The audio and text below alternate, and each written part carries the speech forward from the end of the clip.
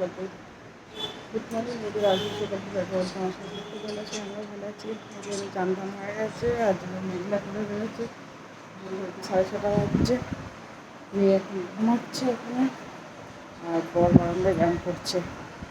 আর আমি চান টান করলাম, পুজো টুজো করলাম, নিয়ে এবার জল খাবারটা করবো। একটু আগে হেঁটে নিই আগে, তারপরে তো হাঁটাহাঁটি করি, ঘুরি, তারপর ঘুম থেকে উঠে পড়লো।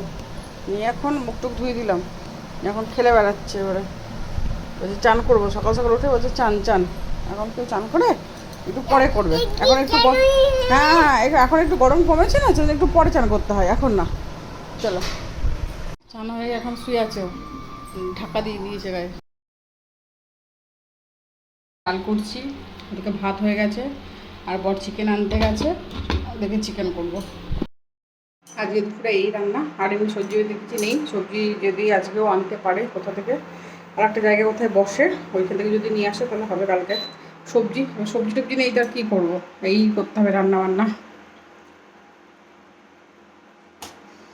আর তেমন কিছু করার নেই।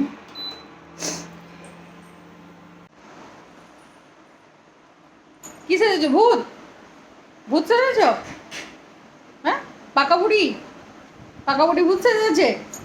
হ্যাঁ, কাঁদছো কেন?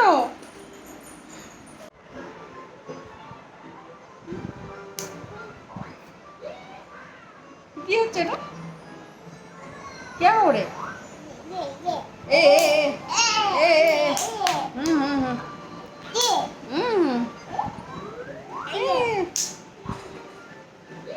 এই দেখো এই দেখো এই দেখো।